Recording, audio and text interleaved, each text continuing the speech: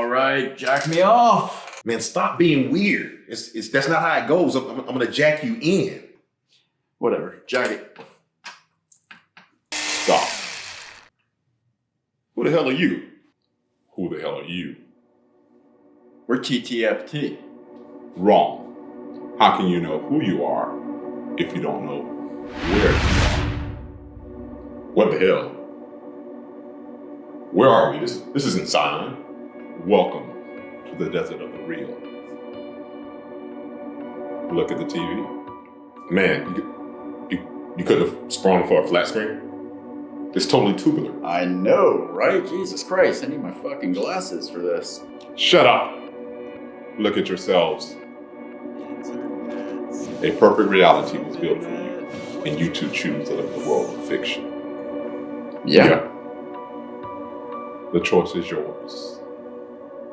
Come with me, or stay in La La Land. We choose La La Land. Has this interview been called off, my friends?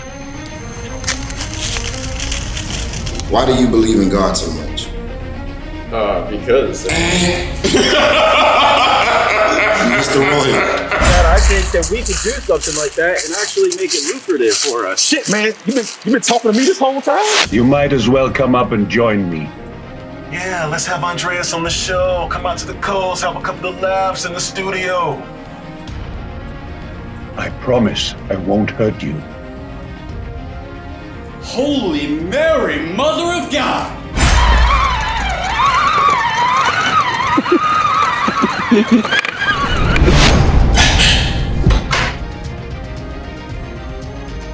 This is so fucking stupid. What? Damn, I need 2 sugars. Hey, friendo. Whoa! Steven! Let's keep it funny here. Alright! Everybody shut up! Candyman. Oh, shit. Candy. Oh, my darling, you are a tonic for tired eyes.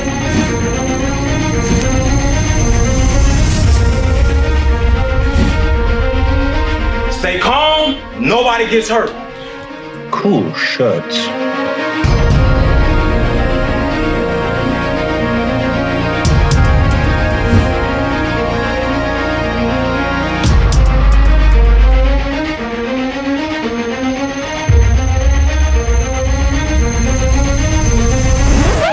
Hold on, Bo. He's staying in the big house? TTFT.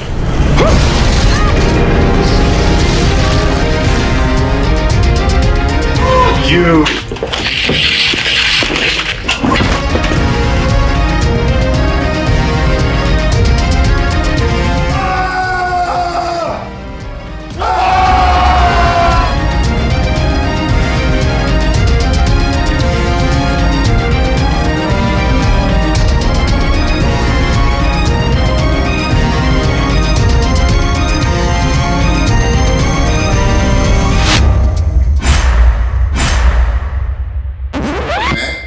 Y'all gonna shoot the episode of what?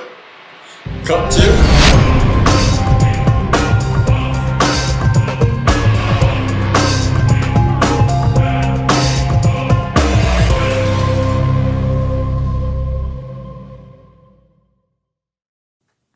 All right, guys, we are back. And you know what segment this is? This is called Talking During the Movie. We came up with this segment partially because you ever hear anybody giving their fucking opinion while you're just sitting in the movie theater? They're eating popcorn, they're texting, and then they all of a sudden they want to give you their opinion on what happened, and they've only seen 30% of the film. Yeah. Well, for your average people, that's what they do.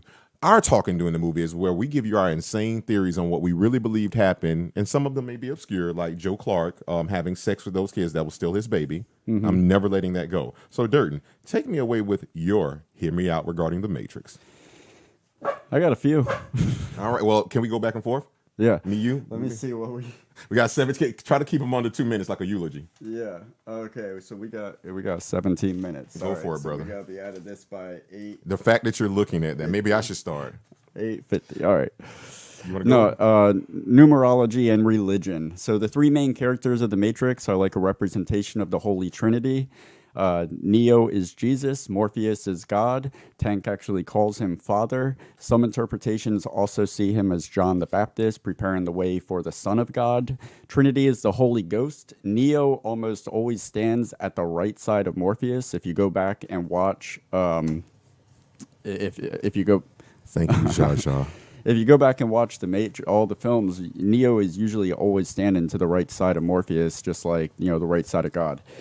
To expand on that, Agent Smith is Satan, Cypher is Judas, betraying Neo and the crew in return for riches in the Matrix. In the first film, he is killed. Neo is killed and resurrected. He's resurrected in room 303.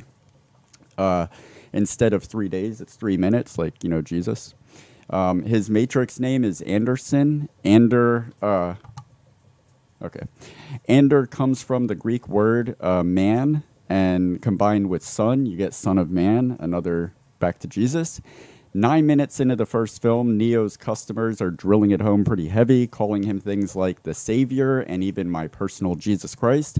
And at the end of the first film, after Neo is resurrected, he ascends into the heavens, just as Jesus of the Bible did. The city of Jerusalem is referred to as Zion in the Bible. Jesus and Neo were both born and worshipped in Zion. When Neo meets the architect, he finds out this is his 6th attempt to save the world, kind of like God took 6 days to create the world, allegedly. The number 6 is also referred to as the number of man in religious texts, which is interesting. The inscription on Nebuchadnezzar's core reads Mark 3, number 11. Mark 3:11 in the Bible reads, whenever those possessed by evil spirits caught sight of him, they would fall down in front of him shrieking, you are the Son of God. And in Reloaded, when Smith pulls up in the beginning of the film, his license plate reads IS5416. Isaiah 54:16 says, behold, I have created the smith and bloweth the coals in the fire, and that bringeth forth an instrument for his work, and I have created the waster to destroy. I have created the smith. That's crazy. And then my last one, that as far as how it is related to the Bible, is in Reloaded. The Keymaker says they have to knock out 27 blocks of power, and they'll have 314 seconds to reach the architect. Revelations is the 27th book of the Bible, and chapter 3, verse 14 in Revelation speaks of being a witness to the source of creation, i.e. the architect. You are an atheist, right? There's a lot of quotes in Bibles and Hey, fire and brimstone. The devil knows the word of God better than any Christian. Judas. All right. Cypher. Good call. Shout out to Zsa Zsa Lapri. First off, you need to take some shrooms or some type of upper if you're falling asleep through the Matrix. What the hell is that about? You see that? I know you're our mutual best friend, but don't tell anybody that in public if you're falling asleep during the Matrix. And I hope you feel better. Yeah. That's why she couldn't make it tonight. She's under the weather. Yeah. What is that? That sounds like a... It's the pills. Which one? Blue or red? All right. You... It sounds crazy. Fucking. All right. Speaking of one thing I will say is this going to blow your mind. You brought up the 6 iterations. You brought up the 6 iterations of the Matrix prior to this. One thing I think even was lost on you was, and I'd be remiss if I didn't say this, was that what did the architect tell Neo? I think he was either the 6th one, or they had done 6 previous versions of the Matrix, correct? Mm-hmm. And there was always a 1. Based off a theory that me and you both agree on that we're going to discuss later, I present to you something that most people never even thought about, and they couldn't think about it until now. The 7th, look at me in the eyes, God damn it! I'm giving. This is gold, Jerry. Damn it, gold. Sorry, go. Look me in the eyes. I really believe that. Think about it. The 6 previous versions had the 1. The 7th versions of the Matrix is the Matrix evolving, because this was the first time where it took 2 people to make the 1. So technically, they're learning. This is the very first time we see that, and we don't even know that when we see the first Matrix. We assume Neo or Agent Smith is the one, but that's not what I'm going to get into. I just want to fuck you up. Love like I never needed love before. Kitty litter on the ground.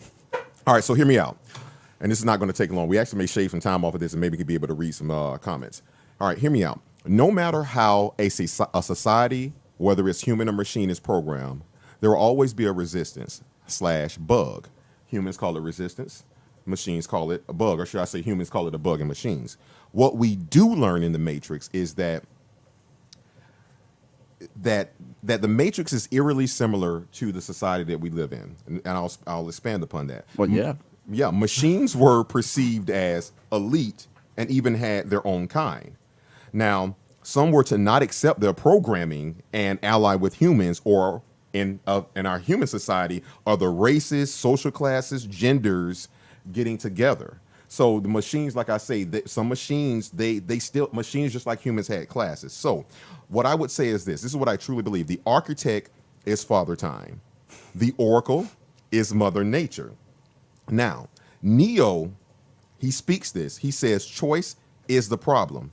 It can't be and will never be controlled. So it doesn't matter if you make a race of machines, a race of humans, a race of aliens, a race of animals. It does not matter. You can make a 100% of something, and there will always either be a bug or a resistance, because things are meant to evolve. No one is in complete control. The moment you feel like you're in control, you have lost it. You know what? For me, it is. It's the smell. Entropy is a necessary component for life. Yes. Well, no, necessary is the wrong word. Entropy is inevitable. Anything that exists. Agent Smith. Inevitable. No, Durden Godfrey. You know what? Like, it's anything that exists can only go towards not existing. You know, you bringing up that line I love. Let me tell you why. As you go ahead, you want to read that comment out? No, before you read that comment, you just brought up the word inevitable. You know what's beautiful about that? One connection that we didn't get to was the fact that Thanos says, "I'm inevitable." Now, Who's Thanos? Jesus I'm Christ! kidding. I'm kidding. You don't need to expand on that. Okay, all right. My point being is that he says I'm inevitable. Now, I told you, the Red Skull, who was played by Hugo Weaving, when Thanos went to go get the Soul Stone, he told him in order to get that stone, it would exact the price. He had to basically kill and sacrifice his daughter to get the Soul Stone. The connection here is that Hugo Weaving says that in the Matrix several times. It's inevitable, Mr. I am inevitable. That is connection beyond connection. That just blows my mind that Agent Smith and Thanos and Marvel, all these connections are there if you really can land your mind onto them. What do you think about that? Oh my gosh! I'll let you know. All right. How about when Link says in the second Matrix, he's like, "Hey man, dude, you lose me on Thanos and Red Skull." Jesus fucking Christ! How many times do we have to do this? Every time you bring up a Marvel reference, because you talk to me daily. I know the same about Marvel. I have not seen any. I haven't went to see any of the Marvel movies. Who plays Wanda Maximoff? I can't think of her name right now. Elizabeth Olsen. So you can't. So you do know more than you did when we started. I know Disney Plus. Shitting me, I know Fire Stick. All right, all right. So one thing I did want to. No, go. Okay. Yeah. This was just really cool, I thought. So first we meet Neo in room 101. He dies in room 303, and in Reloaded, the freeways that they get on. They're on the 101 and the 303. Were they in Atlanta? Is that the 101? What is the 101? What is that? Is that there might be LA? I feel like I think it's, if anywhere, it's going to be Chicago, because that's where all the street names are based on. But I don't think 101 and 303 are based on that. I think they just did that as a callback. And then there's an eerie coincidence if you look at Neo's passport. When he shows his passport, is that shot of it? Mm-hmm. The passport expires on September 11th, 2001, and other things expired on that day as well. It feels like it's a Simpson episode or something, like they're predicting the future, but it's the Matrix. They know all, right? Yeah. Right. Oh my God, this is so much going on in this goddamn movie. And I do know in Matrix 1, Neo runs into a room, as you just said. What does that say? Bob. It says fucking 303. He says he runs into room Bob. It says in Matrix 1, Neo runs into room 303. He is shot by Agent Smith. In Matrix 2, the architect tells Neo he had 5 predecessors. 5 predecessors, meaning Neo is the 6th, a.k.a. 303 is 6 without the 0. Oh, okay. Yeah. All right, Peter. I told you I was on this shit, man. Movie within a movie. I have one note here. I have 2 more theories left, and we've got 7. We got 7 minutes. Not in heaven. This one I don't have a theory myself. Yeah, I do know the Bible. Jaja. Oh shit! He did. Oh, yeah, this thing got per. She's gonna hit you up on Facebook Messenger now. He knows the. Hey, listen, don't get him started tonight. Revelations 20 verse 21, and he threw the demon, that serpent, that old snake, into the pit for 1,000 years and shut it, sealed it, so that he could never. All right. Jesus wept. Is are Neo and Smith the same? Yes and no, depending on what iteration. They will always be tethered. No, there'll always be ones. Yeah, so yeah, ones. They're not the same, but they put it this way: they're two different alphabets, but they both hold the same value. Okay. One's A, one's Z. What's the problem? So they are the yin and the yang. Yes. They are the necessary balance. And then, if you've ever seen the movie Savages or Zoolander, once you get old Trinity involved, there's your Holy Trinity. Heather Birdie says, "Oh, I just remembered. Room 303 is also the room in which Trinity is found by the agents at the VA." Yep, that is correct. There you go. And then yeah. 303 equals 6. There you go. It's almost like Trinity in that moment was acting as the Holy Spirit, giving a premonition to the audience of the Savior to come. Oh my gosh.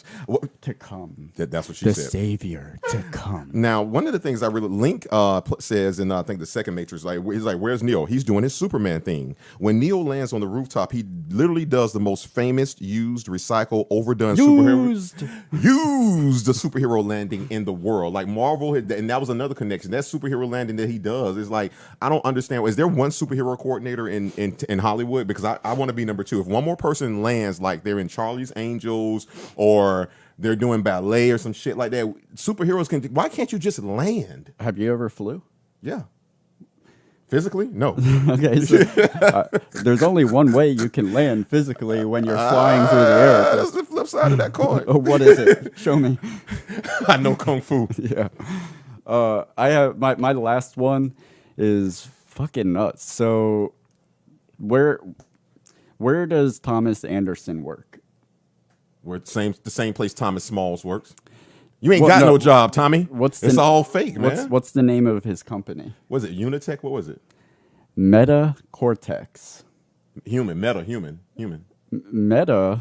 Well, first of all, Matrix 4 went totally meta, but that's not my theory. Okay. Matrix is meta.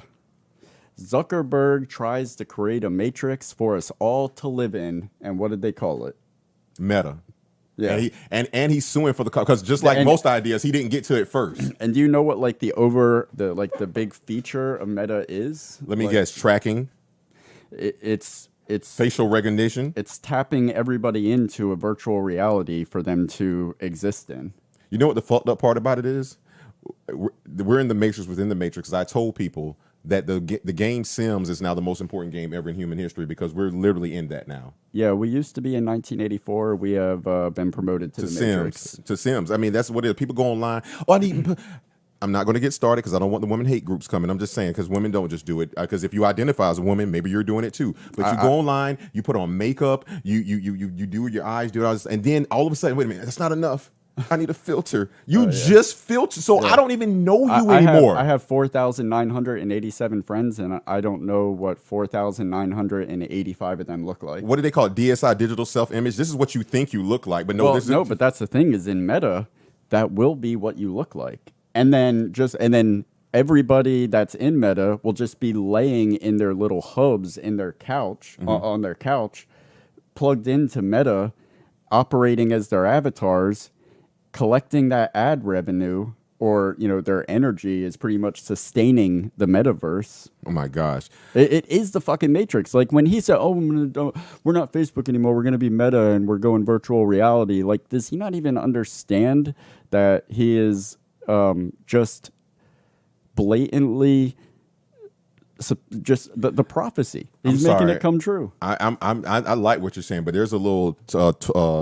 finger tapping war going on between you and Jaja. She's questioning your religious. Neo wasn't the one like Jesus, right? It took them other two people to make the one just like the Trinity. Right. ... Neo wasn't the one like Jesus. It took them other two people to make the one just like. No. No, Jesus is the savior in his own right. But I'm not getting into the fucking that's just oxymoronical. Like You're talking to Josh. What the hell's you can't be the Son and the Father and the Holy Ghost and the Holy Ghost. You've never heard of Holy Ghost that impregnated your mother to create So you. you've never heard of religious incest? All the time. I'm just not buying it. I've never heard of that. Why the hell? You hear about religious incest all the time? I go down the. Easy boy, settle down. All right, guys, let's talk about The Matrix. Let's fucking do it, Durden, man. I'm gonna just go ahead and jump right into this thing because you know what? Well, I'm gonna jump right in because I have a question. Why is the code in Japanese? Because they go to school year round, and if you're gonna put something in code, give it to people who go to school the most. Okay. Well, according to IMDb, it is because the production designer used scans from his wife's cookbook of sushi recipes. So those ominous codes that are scrolling across the matrix, if you can read Japanese, are actually some type of hey, how to make this. Yeah, I can see that. What I really found interesting was that the first scene in the first Matrix, for at least for that film, basically, if you listen to it, foreshadows the whole fucking film. Like, I found that so interesting for it to be such a deep and discussed film that you start out with the agent saying, it's true, we have basically an insider, which is Cypher. You know we'll get to him later. We have an insider, and then he was basically telling her you like her. The line, she's like, "Is the line bugged?" He was like, "I don't hear anything." So if you really just take that one part of the movie, you have Trinity, you have Cypher, you have the agents listening in. They're letting you know that there's somebody on the inside that's going to betray them, and all these events are going to happen. So it kind of foreshadows it within the first 90 seconds of the film. That's yeah. Yeah, you ever thought about that? Yeah, all the best movies do that. They find a way to. They're like Die Hard. You find out everything that's going to happen in Die Hard pretty much before McClane even gets off the plane. Correct, and you're just anticipating when does it happen at that point. So yeah, I think that was very good. In The Matrix, the first one, it's interesting that two people refer to Neo as Mr. Anderson, his boss and his agent. Not his agent, Agent Smith. It's like, and shout out to the Wachowskis. This is kind of like their version of dead naming. You know what dead naming is, right? I do, but explain it to the audience. Dead naming is when somebody identifies as something other than what they were born as, and you call them out as if you don't recognize the fact that they have transitioned from one thing to another. That would be dead naming. So I thought it was interesting that the Wachowskis incorporated that in the first Matrix, going all the way back to the first Matrix, before any transition happened. Like the two assholes, you got Agent Smith and his boss, and they refused to refer to him as Neo. His real name was Mr. Anderson. Yeah, and that's such a powerful part in the he does say it one time, though. The climax of the third film. Mm-hmm. Yeah, he finally calls him Neo. I mean, what you're saying is true, but there's a flip side of that coin. In the first interrogation, in this other world, you go by the hacker Neo. One of these lives has a future, one doesn't. I'm not trying to shit on your parade, but I'm saying your theory does hold true, though. They never, and even when he said it, he didn't call him that. He said, you go by the name Neo, so he's technically not calling him Neo. What? So who dies and who lives? No one dies, no one lives. They're born. The moment. Yeah, but he said one of the paths end. Yeah. He said, oh, I get what you're saying. Which one? Yeah, well, you know which one Neo went for. Thomas Anderson never existed. Like they say in the fourth Matrix. What choice? That's the illusion that there was a choice. There was you know what you got to do. Yeah, all right, so I like that. It's pretty good, Durden. One of the other things that I want to bring up here, this is... his boss was one of his handlers. That's why. Oh, so Heather, are you saying that his boss in the first one was one of his handlers? Because I know that his boss in the that wasn't his boss. This was one of his just one of his coworkers, really. Partner, yeah. It was his handlers. Interesting. I make sure we type those responses in there so we can see them in the live chat. We want to make sure all those responses come through. Now, one of the other things I would think people don't talk about is Morpheus. And the reason why I'm just going to jump right into it, if you don't know what the word Morpheus is, that's the Greek god of dreams. And I love did not know that. Yeah. That's what more. Yeah, because I want to I know had what a made dream. them. Hey, that's the king. What is it? What did he say? He's like, I don't know. You tell me. I had a dream, but it is gone from me now. That was. I think that was in the third Matrix when when he lost his faith. But yeah, Morpheus was the Greek god of dreams, and dreams is just another reality of faith. So I just found that I wanted to know what made them choose Morpheus. One of the things I really want to know, what to talk about was what they don't talk about. In the first Matrix, you have Cypher, and we'll get into that a little later, but. I labeled this humans working with their oppressors. So Cypher really wanted to get out so bad that he really wanted to work with his oppressors. Just the ignorance is bliss line. He truly, I'm like, that's really weird. It's like almost humans working with aliens. Like, yeah, like it's just weird. Because he wants to work. He wants to work with Agent Smith. It's not real that he wants to work with the machines. It's weird that which machines he wants to work with. The ones that are really. He's not working with the Oracle. He's not working with like these. He's an opportunist. Of course. Yeah. Well, it doesn't matter what the principles are or the people he's working with. It matters what they can give him. And after he got demoted to running the register of the Matrix, like just watch the code. I think that's the only reason why he ever was on the Nebuchadnezzar with or following Morpheus at all. Because at one point he thought that Morpheus would have something for him. Yeah, we'll get to that though. We'll definitely get to that. Neo's name inside the Matrix is Thomas. When first shown everything by Morpheus, his instinctual reaction is to doubt. I don't believe you. He rejects what he is told by God, just as doubting Thomas did in the Bible. I did have one of those. You slipped a connection here, you sick bastard. Oh, God. So one of the things most people should know, this has highly been put online a million times, is the Matrix world is always saturated in green for the first, that's true for the first three films. So I think a lot of people miss that. Listen, me and you talked about it, because we had a great laugh about this. It's called The Payphone's Last Stand. Like, I don't know if the people in the Matrix knew that the payphones were going on the way out, but like if I think payphones are really they're a program of the Matrix. Like, all right, look, bitch, look, okay.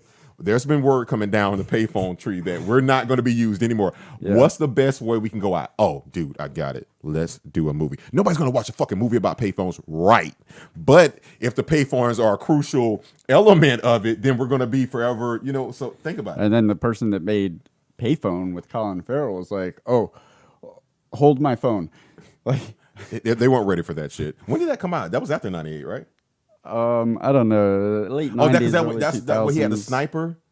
He was in the yeah. Talk about guys. I didn't know how to tell you this. They just cut our budget from $6 million down to 1.5. All right, Die Hard in a phone booth. He's in the phone booth the whole time. Yeah, I mean the entire time.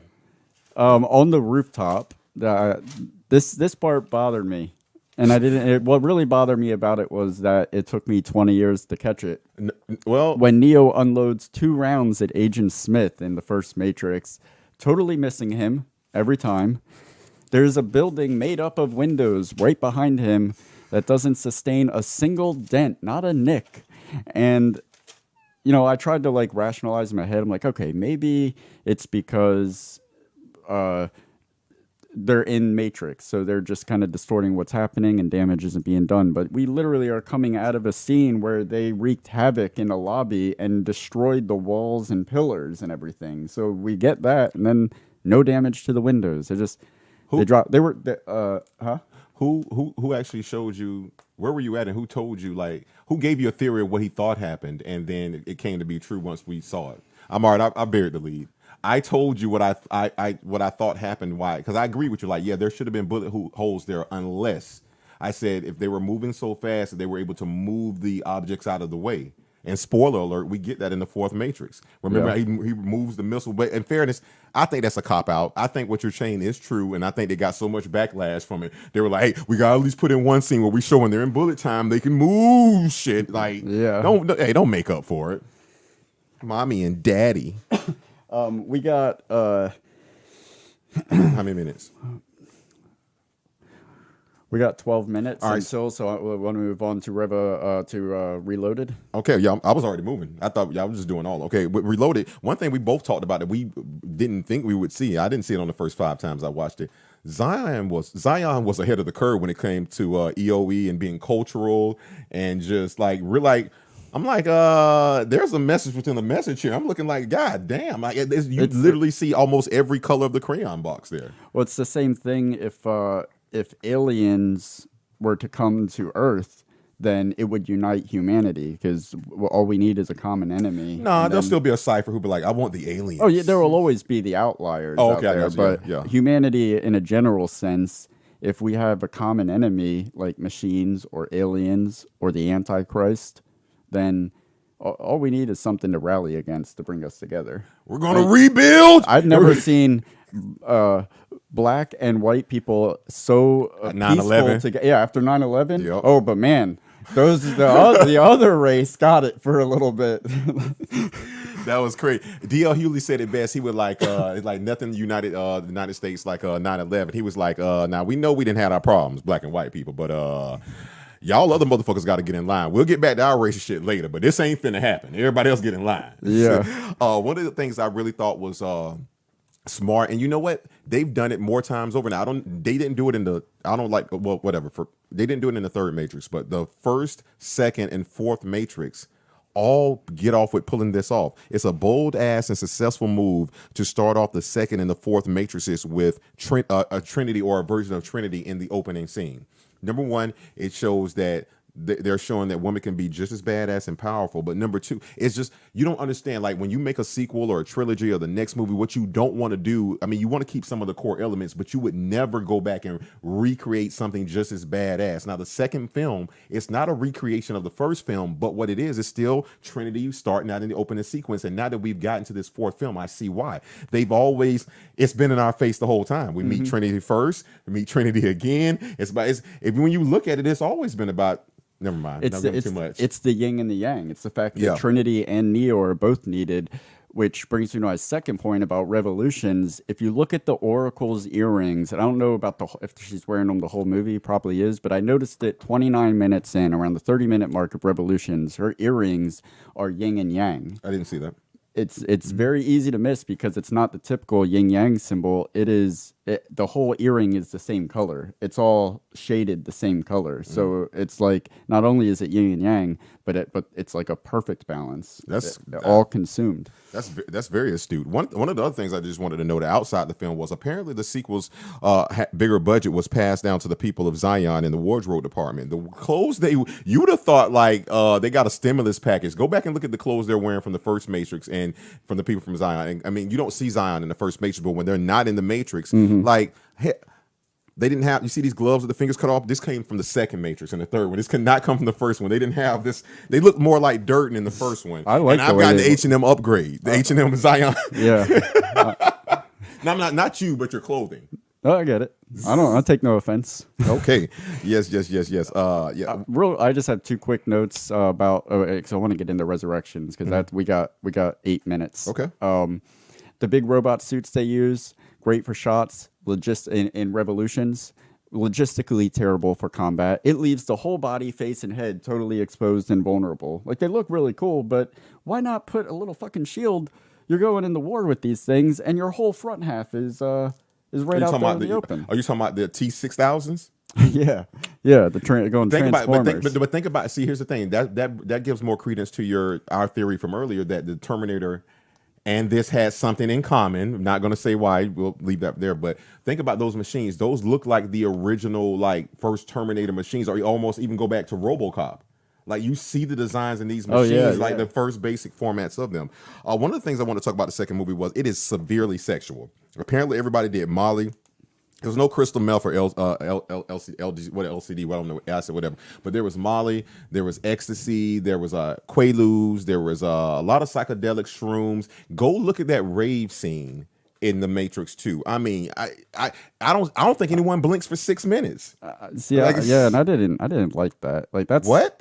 There's one city. You're about to die. Your instincts come out. You want to breathe, sleep, and fuck. No, I want to breathe, sleep, and chill. That was just too much for me. I can't even have a conversation with the people I care about because it's too loud and we're about to die. You don't like people anyway. Why would you be having a conversation with them? Exactly. That's why I didn't like that. It was too many people. Oh, you wanted a private I would have been up there were Morpheus. People of Zion. And Neo had the right idea. Oh, yes, he did. He's filling more than one hole. Tank. Cypher, let's talk about Cypher, how he was supposed to be the one. Cypher's last name is Reagan. He says he wants to be important like an actor, kind of like Reagan, Ronald Reagan. He also says he doesn't want to remember anything. Reagan was diagnosed with Alzheimer's disease, so he also couldn't. I mean, he probably wanted to remember. And he also stuff, but said ignorance is bliss, and Reagan was ignorant. Neo is an anagram for the word one, and what comes before one? Zero. Cypher means zero in Arabic, the language of our Lord. So our theory was right. We're right. One of the things we talked about before we move on from Cypher, guys, and I haven't seen this on the internet, but me and him did discuss it, was that if you notice, Morpheus says in the first film, I must apologize to you, Neo. We never free a mind this late. It's dangerous. The mind has trouble letting go. If you notice early in the film, Cypher says, I've been eating the same goop for 9 years. So unless Cypher's 19, they freed him later than someone else, meaning they had been looking for the one. They thought Morpheus thought Cypher might have been that one, because I told you there's a line in the film where the secretary to the Oracle says, Morpheus, you know, have a seat, you know your way around, make yourself at home. Meaning he's brought multiple candidates there, and the most recent was Cypher. Yeah. But zero. Are you the one? No, you're nothing. What? Get the fuck out of here. All right, let's talk about Resurrections. I mean, not that you fucking people haven't been talking about it so much already. He arose from the dead. I'll preface it with this. I went into Resurrections with no expectations because Matrix is 2.5. Matrix 2.5.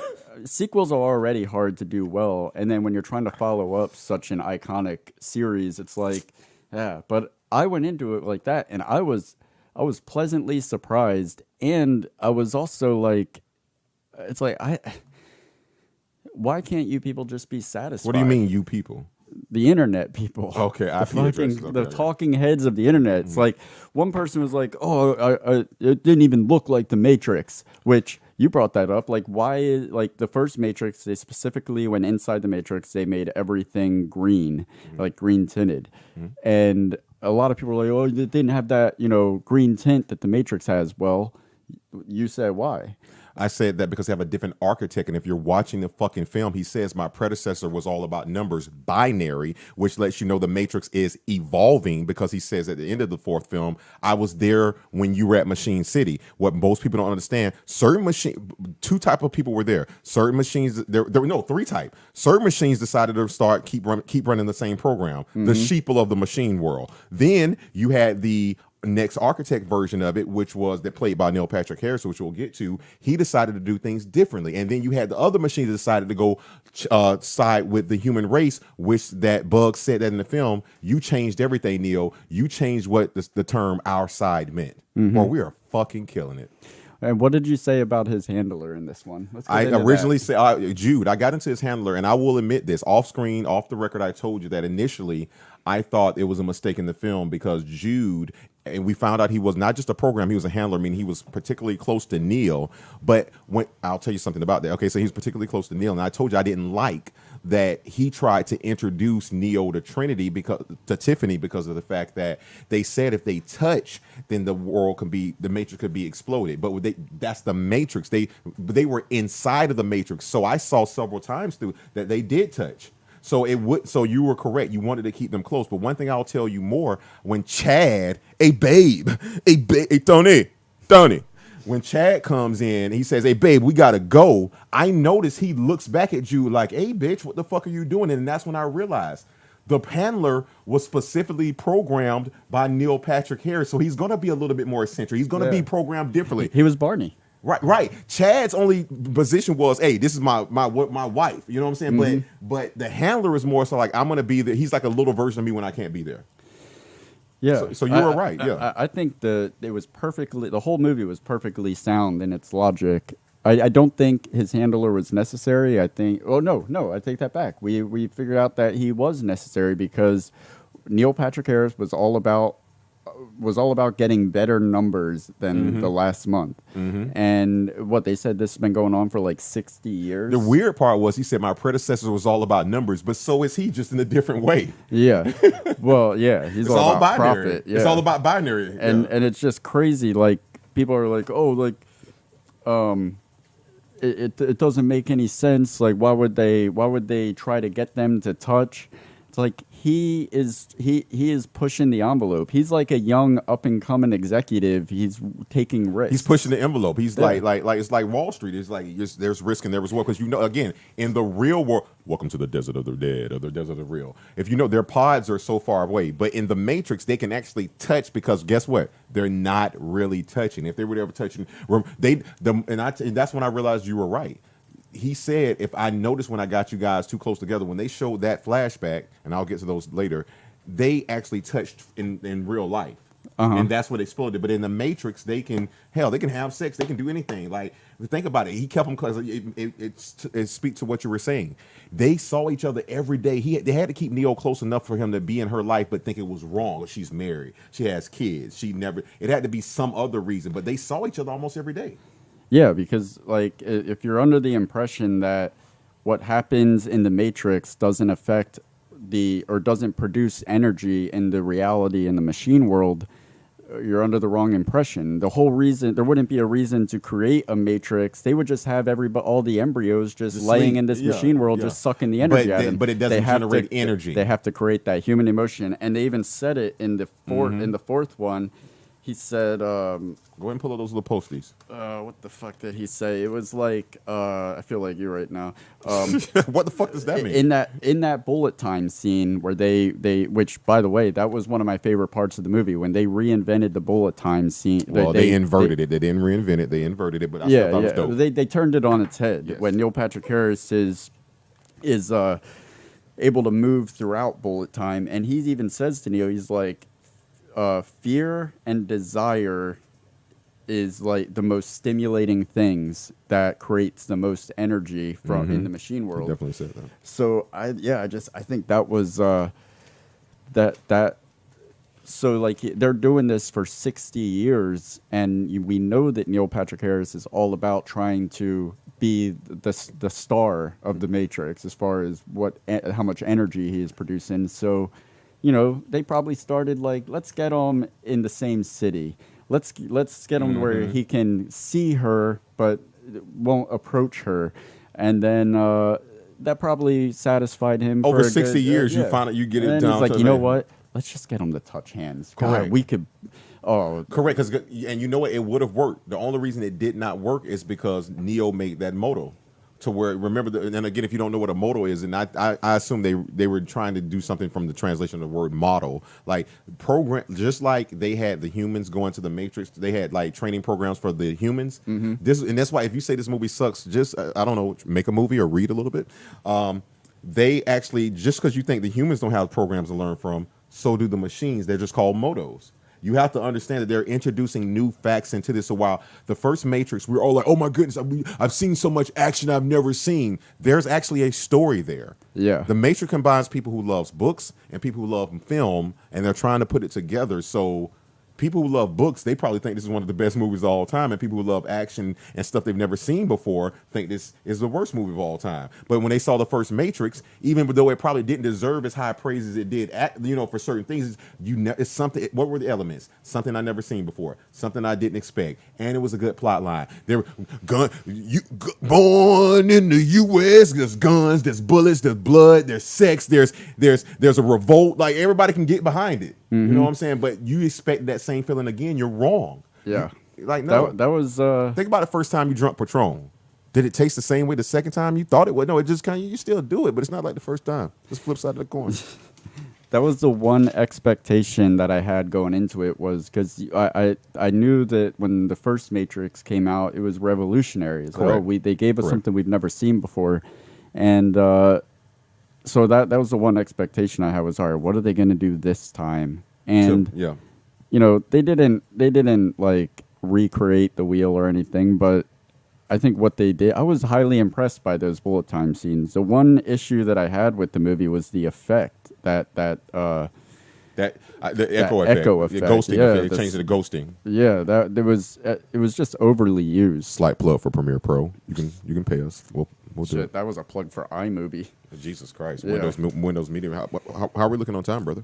We're good. I'm gonna skip casting call. How dare you? And we can go. And so we got till 9:30. So we got 10 minutes. Oh, I can fill up fucking 10 minutes. What are we still on the Matrix 3? What are we on? Well, I'm on Resurrections. We've been on Resurrections. What? When Shepard says to Neo, "Those were the good old days. People wanted to be free. People wanted to be free. It's different now." That was that was deep. He said, "I feel like the Matrix 1." No, that's the Matrix 4.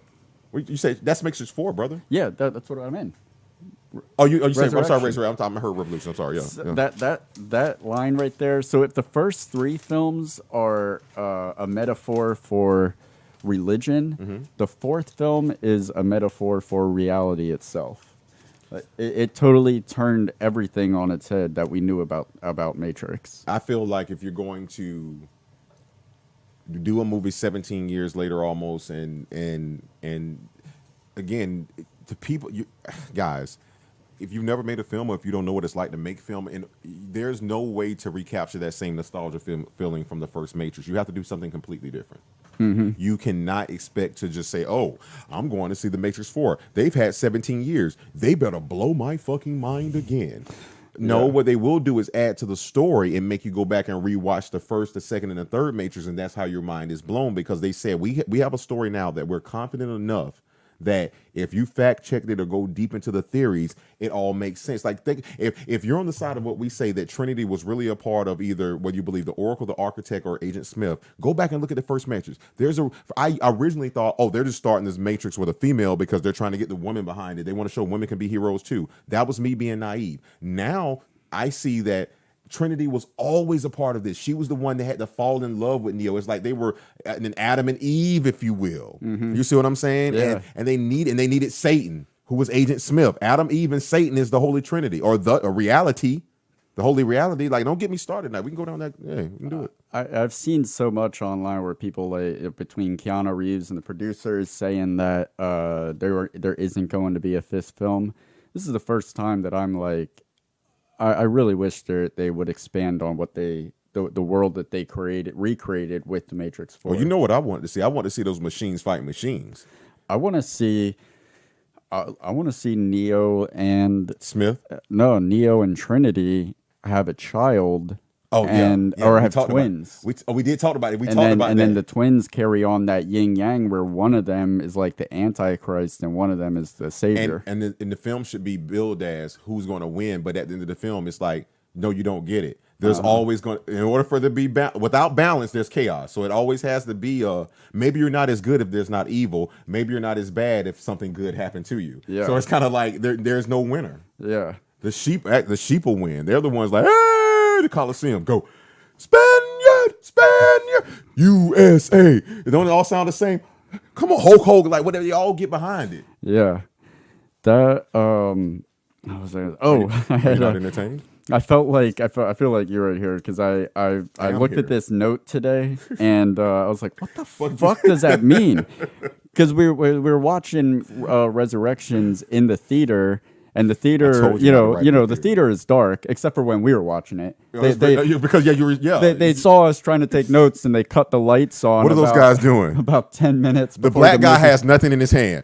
He has like a pencil, a highlighter, lights, popcorn that's not from the theater. But I'm pretty sure they cut the lights on and wonder what I was doing. So in the darkness, you're trying to scratch notes down, and you're just writing like keywords so you can hopefully remind yourself of what you meant, because you don't want to look down and miss too much, and you also can't really see what you're writing. So I'm sitting here today and I'm like going over these. I'm like, Candyman, Daddy, Fly. I'm like, what the fuck? What does that mean? I don't know what that means. All right, so I can tell you what I think that means. Can I gander? Yeah. If you notice that Morpheus, or the version of Morpheus, tells Bugs, the moment I first realized I wasn't in the Matrix, he was looking in the mirror. I just thought, damn, you were just looking in the mirror in Candyman. Now that's a astute connection right there, sir. And I would be remiss to say if hey, I got you, man. I say all that to say this. and I'm getting to that point right now. All right, fucker, you bro. I did realize what it meant, and what I like to call it is the Yaya effect. I'm still doing you. Come swap. So yeah, you said the Candyman. He's Yaya's in Candyman. Yaya's Morpheus. Mm-hmm. What also happens in Candyman is I bet you didn't know your daddy could fly. Oh shit. Yeah, well, because remember, I know that means more in Candyman than doesn't. Now Candyman can fly. Yeah, he can. And actually, Candyman did fly at the end of Candyman. He levitated. Yeah, he level walked. Yeah. They will remember me. Oh my gosh, yeah, that was astute. All right, we got 4 minutes. What else you got? What have you seen anything? Like, what have you seen online as far as people? I've seen 70% negativity, but again, those are the sheeple. And that's the fucked up thing. It's like, you're entitled to your opinion, but if you're going to say something sucks, like a lot of them are just, oh, I saw the new Matrix, shit's whack, or oh, that new Matrix film didn't do it for me. It's like, really? These people put so much time into this, and it's obvious that the effort went into it. Miles Chapin on our Howard the Duck episode says nobody sets out to make a bad movie, and you could tell that this was a labor of love. So to come at it just hating it vaguely and not even have something to offer as far as like what would you have done differently? Thank you. To segue, what I was going to say, to quote Morpheus, this movie sucked. Show me. like come break it down to me so I can break you down. Yeah, the movie wasn't terrible. No, you lack imagination. Oh. Yeah. No, you lack imagination. No, you lack imagination, Stephen. And the other thing is like Doctor Strange. What I think the problem is now is that everybody has these phones with the apps that all they have to do is shoot something in 5 minutes. This is shot on the iPhone. And then the app puts it together. So not everybody's a filmmaker. So not everybody's a critique. But go out and actually make a movie and see how much time and effort it takes to make a shitty movie. You see, look what you did to James. Could you read James MCD's comment? I know you skipped casting call, but I had a good one. Patrick Warburton and his agent Smith. Oh man, fucking. He's been waiting all night for that's that one segment. The Tick, right? That's Warburton is the Tick, right? Oh my gosh! A lot of these people say that this new movie sucks. Are probably people who know nothing about the original trilogy. Now I'm in a lot of the Matrix groups, and these people a lot. It's an even split. Like most diehard Matrix fans, I think, feel betrayed by the fourth film because it kind of went back on everything and reinvented itself. And I'm not mad about that at all. We saw the sixth version. It went back. It went back quite a bit. Oh, no, I got something. Oh, no. There's a flip side of that coin. How much time we got? 2 minutes. 1 minute and 30 seconds. Here we go. Thank you. All right. So what I originally, and I was with you 100%. What I originally said was way too many flashbacks, and I meant that from my purest heart. But I think it was so good how they. But it was not flashbacks. No, it wasn't. No, it was him remembering the game. And I said, what people are, the genius part about this film is what people. Why do you keep thinking he's saying he won game maker of the year? I'm not going to lie, this didn't happen until my third rewatch. Why do you think he said those things? Because he made a game so real that. When we hear he made a game, we're expecting to see graphics and all. He made a game with fucking people in it that you could choose based off your moves. It chose your version of the Matrix, how it ended. He was still monitoring it. That's what I'm trying to tell you. This is the first almost fuck RPG or first player one. This is live action person. This is fuck live action role play. This was live action human play. Like literally, those what we perceive as flashbacks. Feel like, man, you know what? I don't need you to keep telling me what happened in the first Matrix.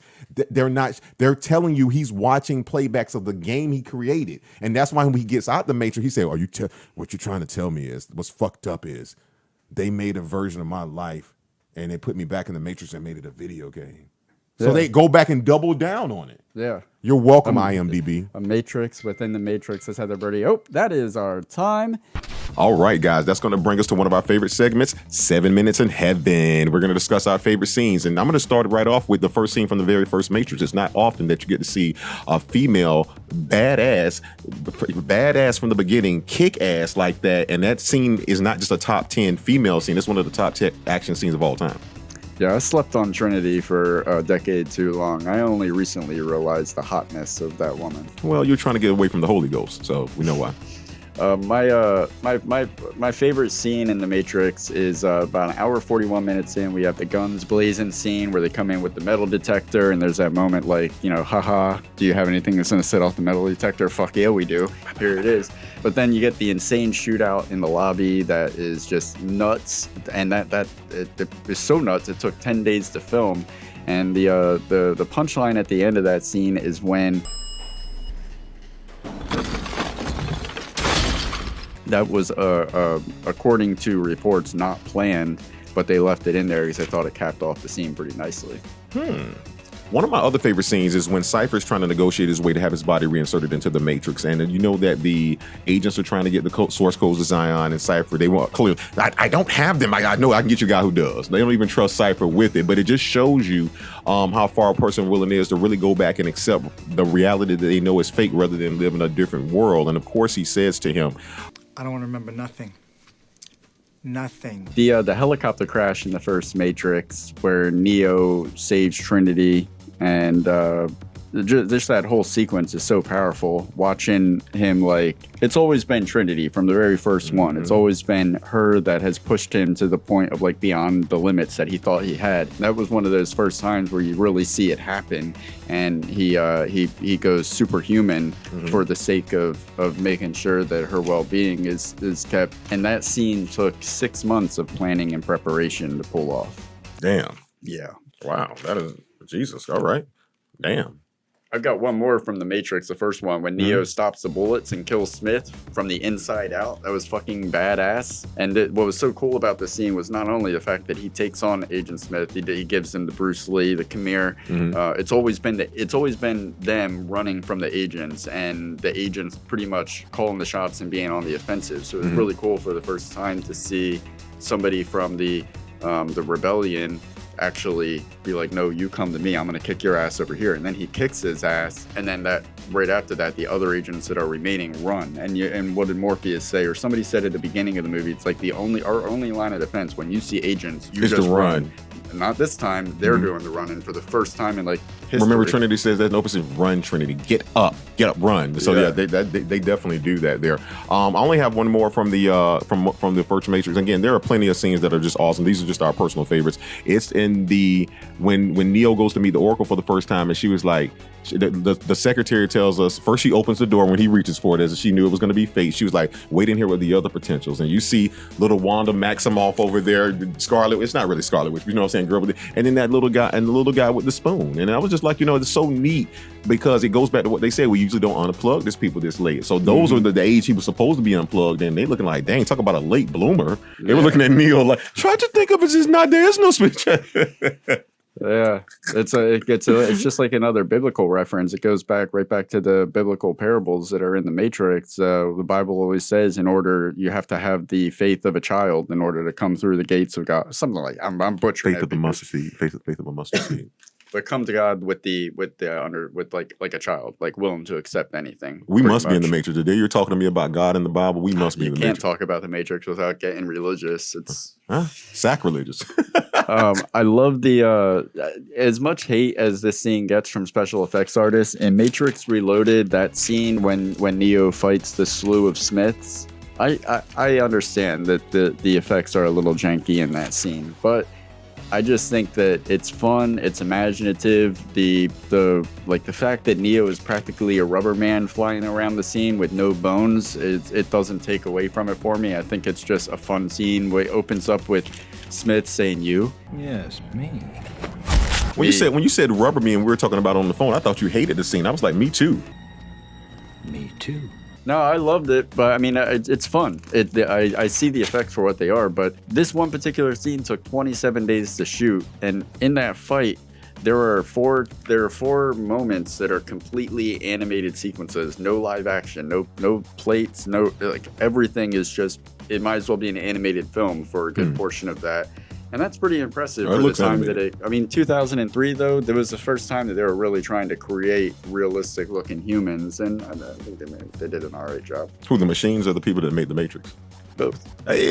All right. One of the other things is in the second film, there's a callback to a reference in the first one. The operator Tank says, Neo's like, what is Zion? Is that a city? He was like, the last city.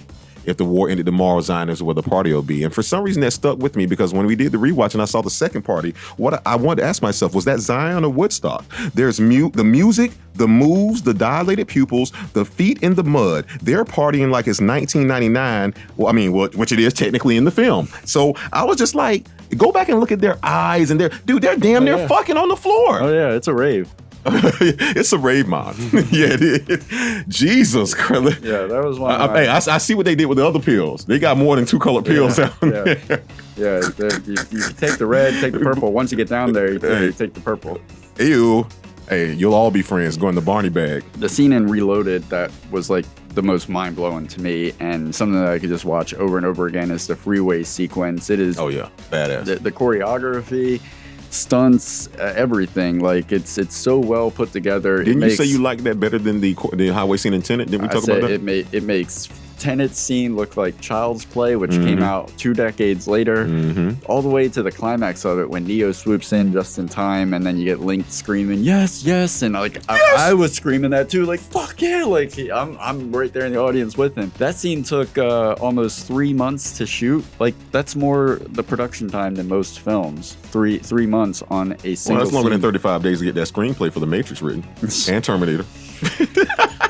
And what's crazy is this is a 15-minute action sequence that never stops. It's practically a short film that never lets up. Oh no. They had there's a 1.4 mile 3-lane loop that was created on an abandoned Navy base, and Carrie Ann Moss actually did some of her own driving on the she rides a bike. scenes. Yeah, she rides a bike. And that camera sweep over Mega City that begins the chase, it itself took over a year in post-production, because virtually every element, with the exception of the road that they're on, the city built around them that is panning through, that was all CGI. That was one of mine. So since you said it, that at 1 hour and 14 seconds of the film, the Merovingian's wife explains that the 2 security guards up there with her are from an earlier version of the Matrix, and they are hard to delete. Then she mentions silver bullets, and there's a vampire on the TV in the background. It just really, I love it that they really explored the lore of whenever we've been talking about vampires, werewolves, whatever. That's basically a program not doing what it's supposed to do. But the fact when she went up there and said it, that there's actually vampire in the background, like it's just I love it. And the silver bullets for the werewolves, so lions and tigers and bears. I loved it. Yeah.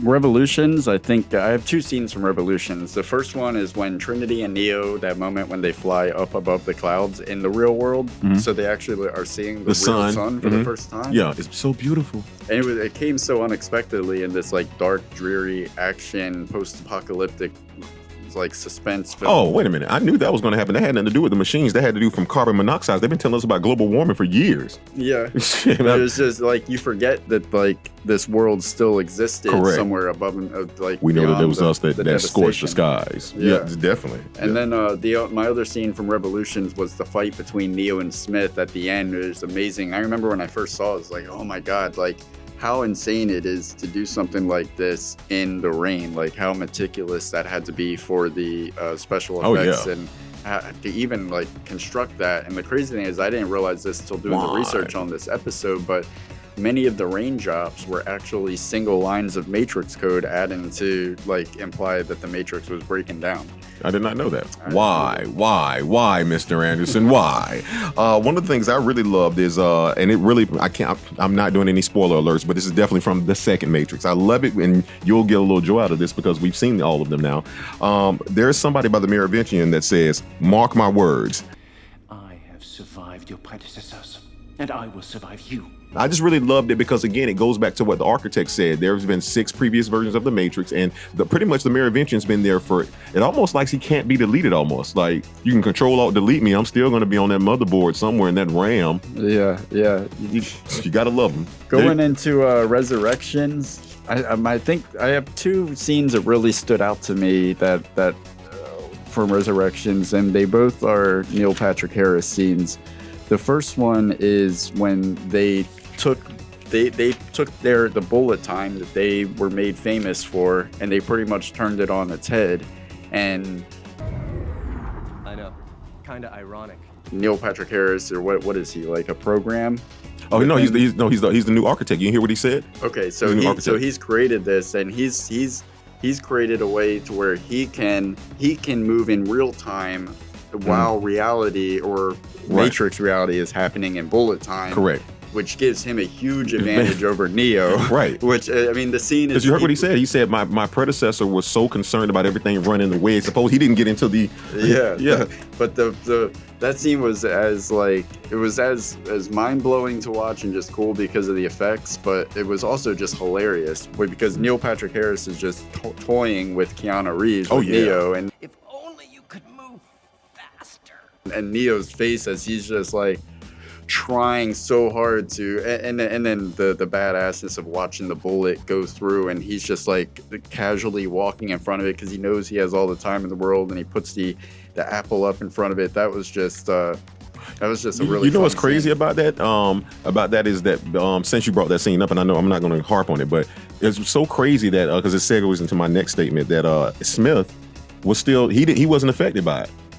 He was still able to move fast, if not faster, than the architect. He was like, he's not connected anymore. Yeah, he's not no code, no connects. Like, yeah, bitch. Yeah, but anyway, another one of my favorite scenes for this one that we just saw would be, and it's not giving away too much from the film. It's the moment that, because remember, they had what people aren't realizing, they had Neo and Smith have been connected ever since Neo jumped into him in the first Matrix.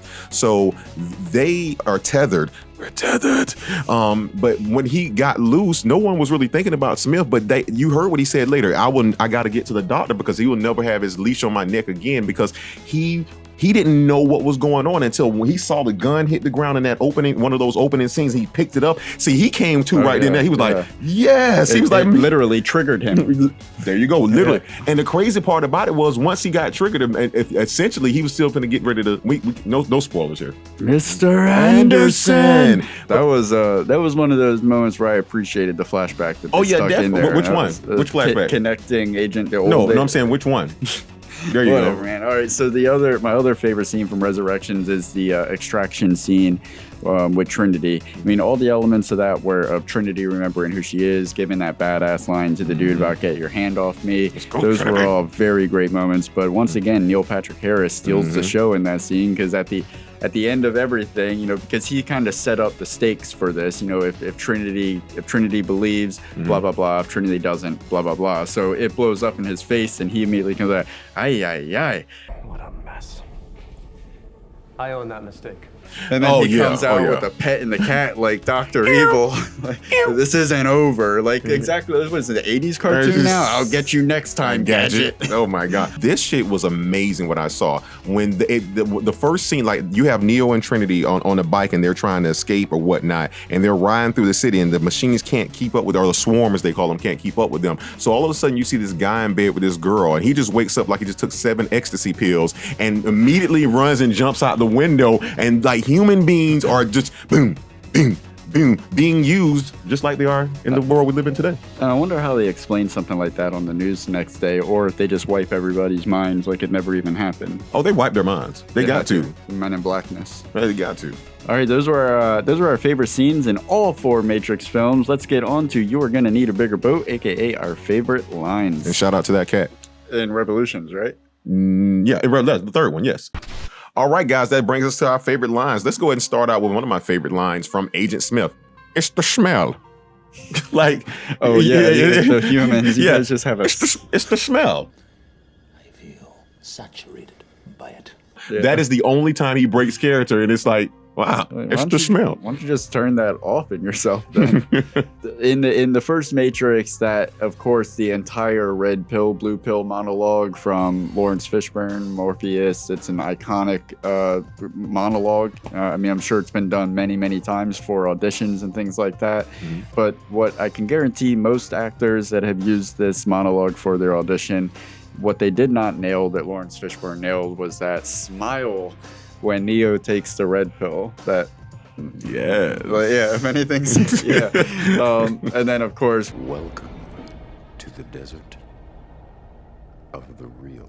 is a paraphrase from Jan Baudrillard's, I'm gonna say, or Jean Baudrillard's. I don't know his book, Simulacra and Simulation. That is the book they made him read, the Keanu Reeves. It's also the hollowed out book that he keeps his illegal software in. That quote, "The desert of the real," comes from that book. That's crazy. You said I never thought about it, but I think the reason why he's so excited that he took the pill because he doesn't get to give the speech unless he takes the pill. Like Morpheus, don't just be going out there saying that shit again. Yeah. But speaking of Morpheus, I don't think anybody really thought about this.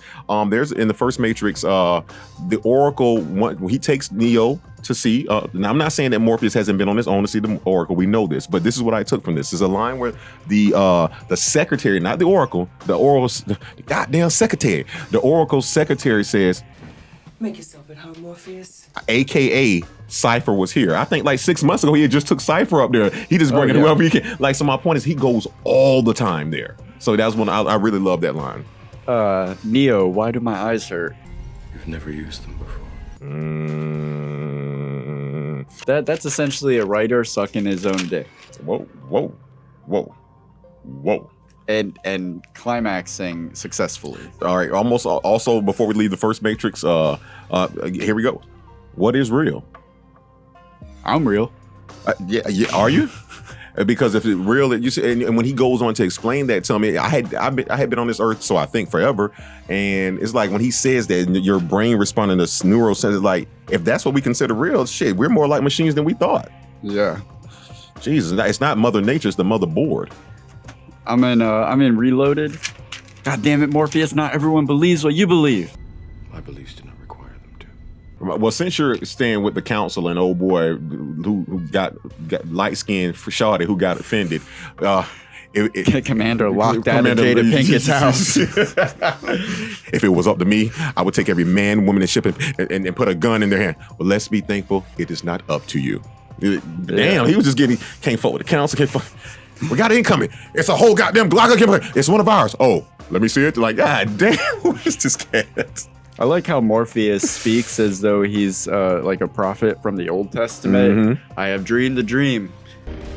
But now that dream is gone from me. Can you imagine if that's how Martin Luther King's speech went? I have a dream. Can't remember what the hell it is. It's gone from me. Trinity. Tank, load my program. But in all seriousness, like what was so powerful to me about that line was it's that the heartbreaking notion that when somebody like, because Morpheus throughout the whole trilogy, he's the one that is the concrete foundation for faith, for blind faith, for believing in the what is it, the prophecy. Mm-hmm. And in that moment, you see our grounding foundation for belief, our belief system in the movie doesn't believe anymore. No, yeah, we talked about that line earlier, and I know you'll get to that later. This is coming from the guys I'm dressed like today, Link. And I don't know if you caught this, but I had seen that movie 10,000, well, not 10,000, but I've seen this movie a bunch of times. I never heard this line before in my life, and it's one of the best lines ever. Link walks in to go see his family after getting off that ship and says, "Where's my pussy? Hey!" Like the kid waiting there. It's three of them. It's like 2 or 3 kids. Where's my? But let's say, put it this way: even if they weren't waiting there, who the hell are you? You're fucking Sean Connery. He's I coming. still feel the same way. He's coming back from being on the road. Right. Oh, speaking of coming back, I know speaking of coming back from being on the road. Apparently, when people get off the ship, they're ready to fuck. You had Neo and Trinity. I can wait. They're going into the real world, and then the Matrix getting tempted by all these beautiful red dresses in the Matrix. I can get her for you. Yeah. Matrix Revolutions. Smith says, The purpose of life is to end. and I mean, you can't argue with that, really. Good guy or bad guy, that is just a true statement. The purpose of life is to end. I can't remember what it's called, but it's from the moment that everything happens, it's just disintegrating. Time is chipping away at it. It's entropy, I want to say. I don't know. Entropy. That's my lines from Revolutions. All right, that's from Resolute. And I got one from Resurrection. I'm gonna do it the bad way. I'm gonna try my best to do it. Yes, Mr. Anderson. Yes. Look between. I must admit, look beyond this flesh. This when he was telling him who he really was. When Smith was transferred into the other body. before they went to Machine City. Yeah, Because he I remember Trinity, he had her down there and he was trying to explain something like, and to me, that's been the beautiful part of this that I really appreciate what the future movie did discuss is that it's always been, they weren't together at first, but technically, if you really think about it, Smith was the first program, never mind, that's a conversation for another day. Because I'm going to ask, do you think Smith was the first program to be free? Or to break free? I don't think so. Me neither. Okay. Resurrections, the line that stood out to me more than any other line, which I just thought was such an amazing line, was the new Smith, Jonathan Groff. He looks at Neo and he says, anyone could have been you. Whereas I've always been anyone. That's a powerful line. Yeah, because at the end of the day, Neo is kind of pigeonholed into this narrative, and Smith is more free than Neo is. Oh yeah, oh hell yeah. I was free to be me. Oh man, one of my best lines of the film, I think, is when Trinity tells I can't remember who she says to, but she says, I want to kick him in the face really hard. Not too, she was talking to me, I want to kick my husband in the face really hard. Not too hard. Maybe just hard enough to break his jaw off. And those were our favorite lines from all of the Matrixes. Let us know what your favorite lines are in those comments. All right, guys, that brings us to one of our favorite segments, Scene Stealers. And guess what it's trying to do, Dave? Fill that board. Tell them who we've already had this season. All right, this season we started off with Joker that put Joaquin Phoenix on the board. Then we did Invention of Lying, which put Jennifer Gardner on the board. Jay-Jeezy. And we did Howard the Duck. That got Chip Zien up there. Not because of you. No, man. Sorry, Jeff. Candyman put Yahya Abdul-Mateen II, a.k.a. Morpheus, up there. And Ghostbusters, our friend James MCD Reviews put Harold Ramis on the board. Die Hard is, rest in peace, Alan Rickman. Here we are in The Matrix. All right, guys. Well, what we're going to do is I'll be giving my scene stealer from I'll just go ahead and go. I got a scene spoiler and a scene stealer.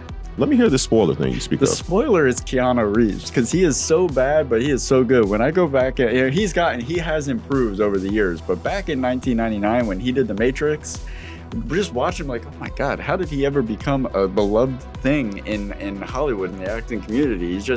He is bad, but at the same time, it's Nicolas Cage. He manages to still be good. And it's funny because until his final speech at the end of the first film, he never has more than 5 sentences in a row to speak, and he still manages to... I thought I couldn't die. Why is this happening to me? I'm just a nobody. I can't go back, can I? So that's I say scene spoiler, but he really didn't spoil Kung Fu. 3 words at a time, Neo.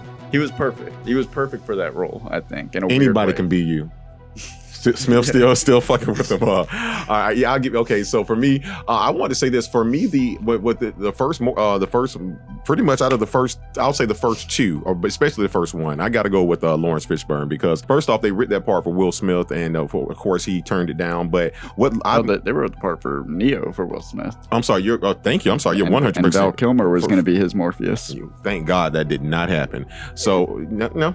But I really love what Lawrence Fishburne did with the character. Because again, it's I don't think he had a reference point to go off of, and I think he dove into it, and I believe in it, and the character arc drove. Matter of fact, I'm just going to take him as my scene stealer for the first 3 Matrices, because it's paid off that line you quoted to me earlier about him losing the faith after so long. But before that, he's giving speeches. People are looking up to Morpheus.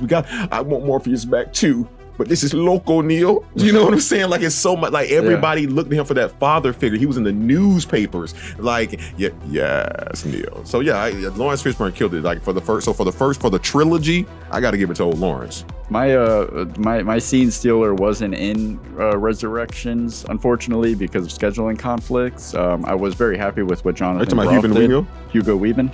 Damn it. Yeah, I'm talking about Hugo Weaving, aka Mr. V. He's always been my favorite character from watching it when it first came out, doing the rewatch all through the years. He's always been the best part of the franchise to me. He was in this one.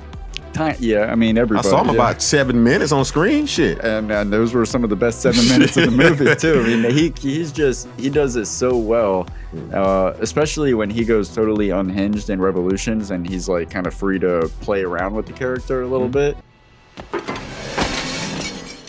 He's one of those characters that's that embodies evil, but question: You didn't want to give his alter ego a what you call it, a honorable mention, because technically you were telling me on the ride home from seeing the film about Jonathan Groff. Yeah, I would definitely give Jonathan Groff an honorable mention. I was excited. It's hard to live up to playing that iconic character and then make us believe that you can do it. So I think he did a hell of a job. Especially when it keeps cutting back to the guy that played him originally to remind you. He's like, we God damn. Yeah. Yeah, I think Jonathan Groff did a good job, but between the two, I wish Hugo Weaving would have reprised his role. Can you not give an honorable mention to Nairobi? You talking about Jada? Yeah, she did pretty good in her role. I'm talking about for the Resurrection. So she did. Because cheaters don't win. That sounds like that red table talk talking. Well, you went first on the other ones. I'll go first on this one, and I think I'm just gonna echo what you're gonna say anyway. A pre-echo. I'm gonna say Neil Patrick Harris. Oh fuck yeah!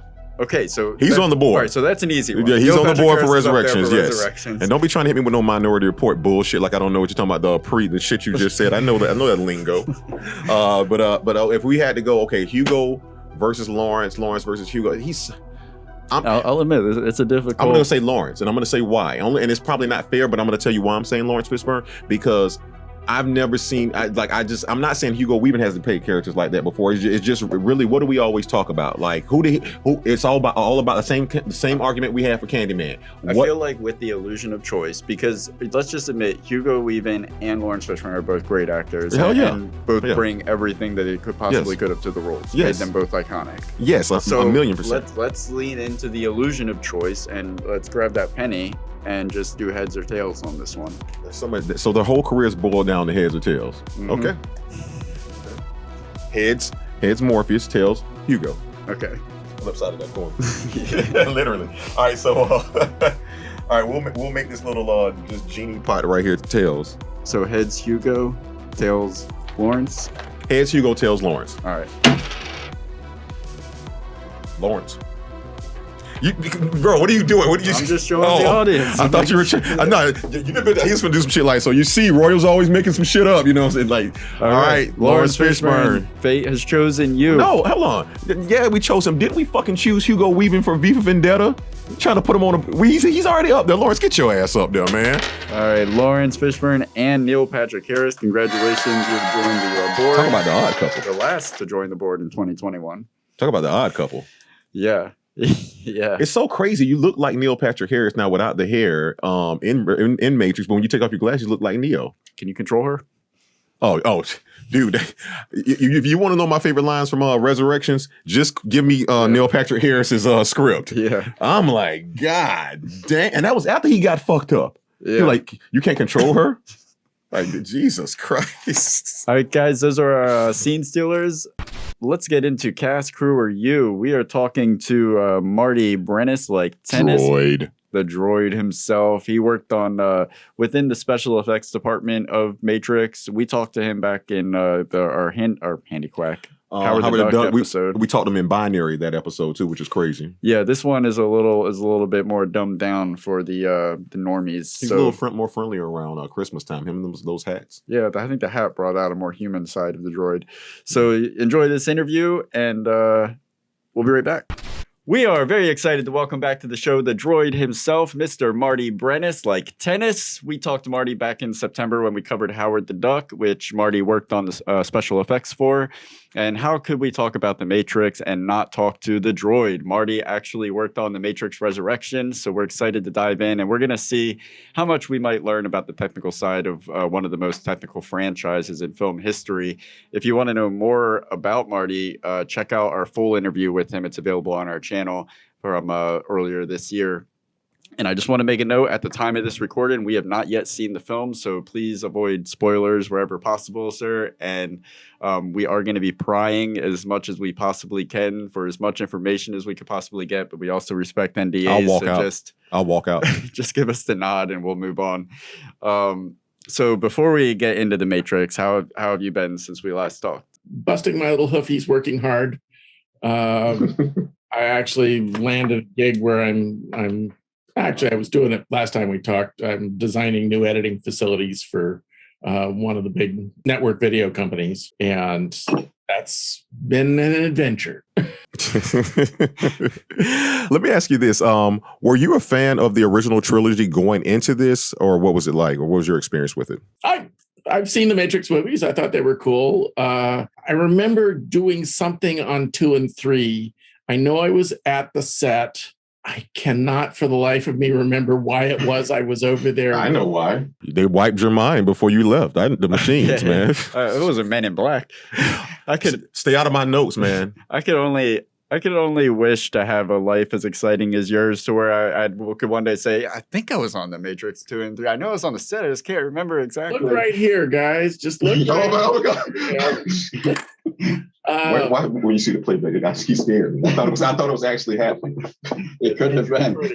Yeah, there are so many films out there where I remember I went there. It was something technical. The only thing I really remember well from Matrix 2 and 3 was the shirts that the pyro crew had. And on the back of it, it said, "If you see me running, try and keep up." I like it. Fireworks, baby. Yeah. But yeah, I thought they were fun.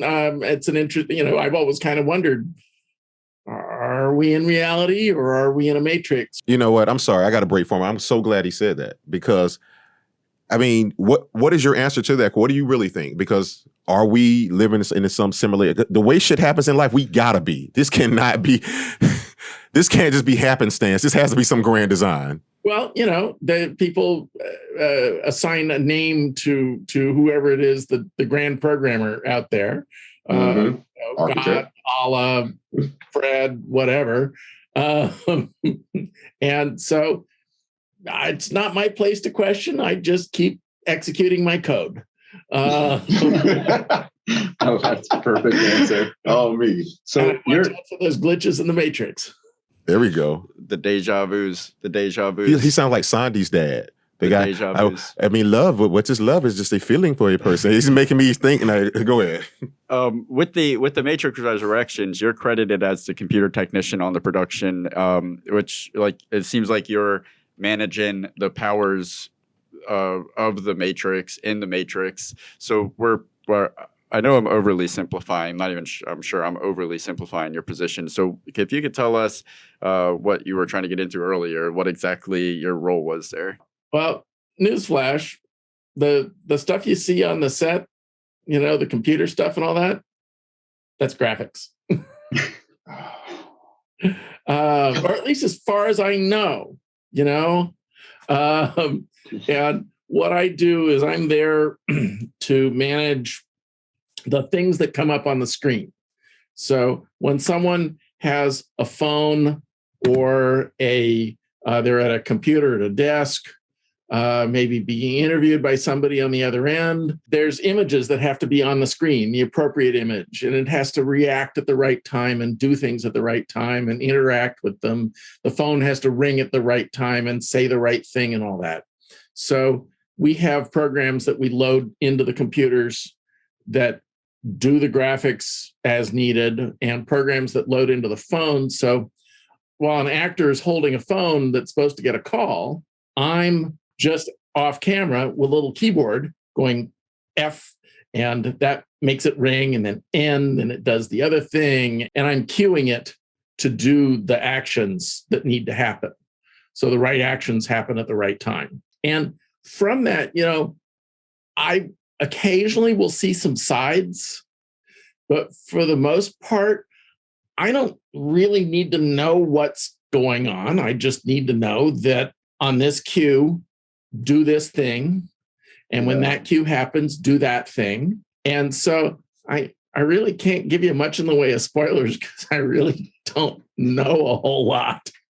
That's good. Well, people that are watching this when it plays will be very happy to hear that, because I'm sure a lot of the world won't have had a chance to see it yet with the holidays. So you could rest assured. But when you're saying the screens are you're controlling what's happening on the screens or phones. The way that my mind perceives that is that, like, when I see behind the scenes photos of a lot of productions, there's just a green screen or like markers in place where monitors are. So you're actually putting stuff practically on the screen at that time, so it could be shot in the can. It's a whole lot cheaper for me to be there, and it looks better, and the reflections are right, and the interactions are right. And there's just so much about it that's more right when the actual action happens on the screen. And like this view behind me, I shot that from the window of the apartment they were shooting in. And so I thought it was kind of cool. And I take pictures like this to use as desktops when, like in this film, there are some computer screens in the background that aren't doing anything, but they need to be on and have something on them. I have my images that I own the rights to that I can put up on the screens, and there's no issue about it. If the director likes it, great, here you go. And I give them, I assign the rights to them to use for that picture. A little NFT action going on. Yeah. And so there's this one scene that they're shooting where they're, looking down a counter and there's a couple people on either side of it. And deep in the background of that is a big TV with one of my skylines on it. Nice. And I'll be interested to see if it makes it all the way into the cut, because sometimes they'll go back and do replacement on stuff like that. I suspect it might make it because the director said, yeah, that looks fine. I put these things up, check with the director and say, is this okay? Yeah, that's fine. So with your specific role in the production, maybe you can expand on this or elaborate a little bit. When I was watching the original trilogy, something that was funny to me was that, like, with all of their advancements in technology and everything, they're still using payphones to traverse one reality to the other. And in 2021, it's like, try to find a payphone now to get out of the Matrix. All would die in the Matrix the first day. Are you able to speak on, like, do you know if they,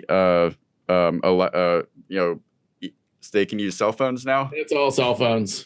Awesome. Okay, so they're with 5G. They're waiting on 5G to be able to make it over to the other side. Yeah. And, I got my shots, and my 5G reception is a lot better now. We just got demonetized. I've been able to ditch my Bluetooth headset sometimes. I'm working on just being able to go direct connect, Yeah. So that not only are you immune from COVID, but you've also got a 5-bar I got that reception. 5G nanobots running around in there. It's awesome. And the booster. Oh, that's the upgrade. That's you get the booster so that way you get the update. Yeah. So they're going to have to put the boosters out every once in a while to push those updates. All right, I'm gonna bring it back to a safe space. Oh no, here. we're there. Resurrections. This was shot with the Red Komodo, Red Mantra, and Red Ranger cameras, ranging from 4K to 8K. It's shot for the IMAX experience, and we also saw that there's a 3D version of the printed film. With that said, all these words separately, we know what they mean, but together they kind of get a little dicey for us because we've never had firsthand experience with equipment to that degree. And I know it's not your specific role in the film dealing with the cameras on this production, but I know from our last conversation that you've dealt with cameras quite a bit, and I was wondering if you could speak on that at all, like what is practices change when you're shooting something that's optimized for IMAX or 3D? Really, it's just a shift in the DP and the operator. It's they're visualizing differently. The capture hardware changes from now and from time to time, but really it's more just a change in how they visualize it. Do they give more room? Do they and what do they protect for when they're looking at the screen? Because they know it's going to be some different aspect ratios here and there. So do they keep the action, more in the center of the screen with more air around it, and they get uptight and really cut things off and such. But the capturing's all the same. See, 'cause I saw in the making of, I think it was Freddy's Dead, of all things. That was like they did some 3D gimmicks in that, and that was my last knowledge of how 3D would be done. And it looked like they had like essentially two lenses recording at the same time right next to each other for the left eye, right eye. They weren't doing that on this. Okay. Very few productions use 3D rigs for shooting anymore. Really, it's done in post. Capture, and they have the post 3D is really pretty amazing these days. And I've built 3D rigs. I've captured with 3D rigs. I have transported 3D rigs around the world and shot with them. And post is easier. Well, it's easier from the production side, from the shooting side, because we don't have to worry about alignment. It's, I think, more expensive because you have to do all this post-processing work, and it means you can fiddle with it more, which means you spend more time fiddling with it, and time is money. Exactly. So I know that you said your time in the production was limited. What you even had to be concerned with on the set when you were there was very focused. So is there 3 quick facts you can give fans about the production or fans of the franchise that they could chew on? I don't know. It's hard to tell. I was wondering about that. Facts. 3 stories when you said 3 facts. Like it gotta be. You want to chew something to chew on the fact. Yeah, chewing the facts. One of the things I was doing a whole lot of, like in the cafe scene, is going around and putting different screens on all the laptops. Everybody in the background has a device. That's one of the things. Is everybody has a device, and there's some kind of screen on it. Some of them are interactive, so that as they're typing something, some characters appear on the screen. Others are just images, but everybody in the background, like people on the street, are walking there, looking at their device as they're going along and such. So that's one of the things I kind of noticed in this, and more work for me. And it was kind of fun shooting up on top of the buildings. There were some scenes done outdoors on rooftops, and they were able to use their drone in some cases. I see that more and more now in shows of that drone shot, and everybody's doing it. It looks cool. Yeah. What I was going to ask, Droid, before we move on now, is there a favorite memory or some type of story on production that you'd like to share? Just with your short time there, anything that you like to share? The special part to me was being able to hang out with Lana some and chat with her, and it's always a good sign on a production that when you're on your last day and you wrap, that you get a hug from the director. This is a good sign. It means they don't hate you. You're not being thrown off the set. Means a lot more than a hug on the first day. Right. Yeah. Hey, good job, man. Yeah. But that's good. Yeah, it was generally and it was wonderful being with all my friends, my local union friends, because it's a tight-knit community here in San Francisco. And so a lot of the people are locals. So before we move on from the Matrix, I just had one more question. If you had any interaction with Keanu, Jesus Christ, Reeves, if he gave you the shirt off his back or paid your rent, or you broke your leg and he healed it, or anything. He still knows Kung Fu. Nah, I mean, I didn't realize I was standing next to him on the set one time when I was on the phone with somebody who asked me if I'd seen him. And no.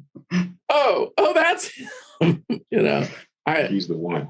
I don't track actors as much as some people do. I'm not a real fan, I guess. That's of anything. Oh, There's nothing against Keanu. It's just in general. Yeah. I was. It would have been great if you had said, actually, he's kind of a dick. Like, oh man, we just broke the internet. Nope, he's kind of a wick, a John.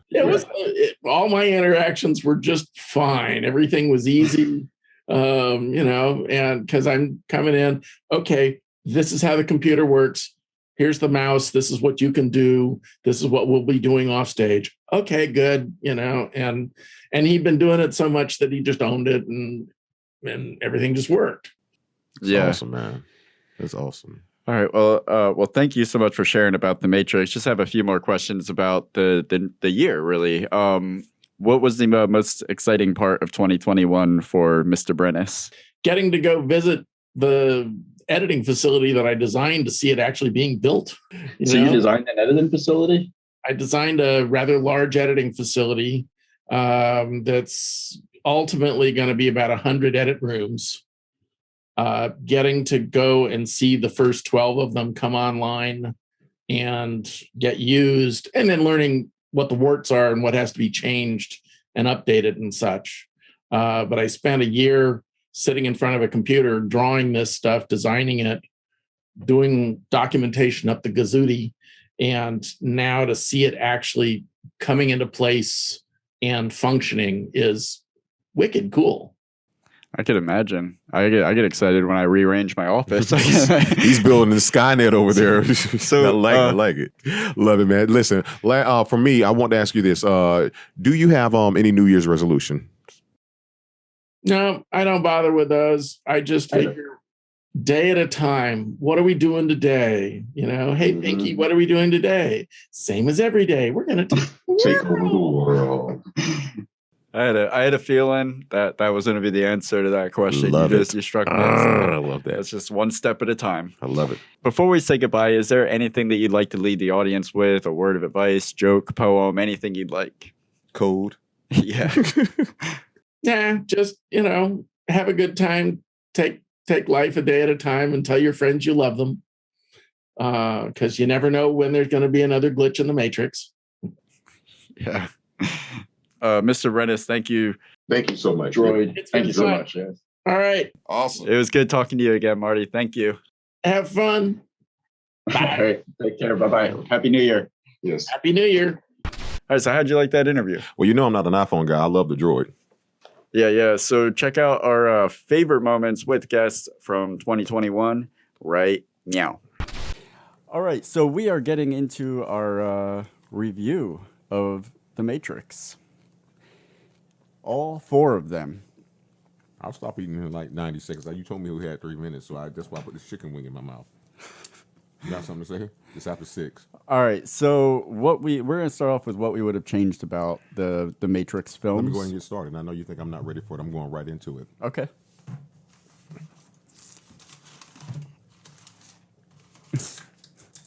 Could you read that for me and I'll expand? I hate Super Neo. I told you. When you make such an intelligent film, it's like having the greatest sex of your life you never thought you were going to have, and you cut the lights on, and let's just say things aren't what you thought they were. When he flies away at the end of the first Matrix, when he flies in the second Matrix, I just hate Superman Neo. Like I don't need that, man. That's one of my favorite parts. Why are you so easily entertained? I think it was Reloaded when he saves them on the freeway scene, and he's going so fast that he's literally like pulling the city with him, or pulling parts of like the world with him as he's flying towards them. But I think those flying scenes were really cool. I hate them. That's why I say that, because it's so cheap, it's cheesy, it's not needed.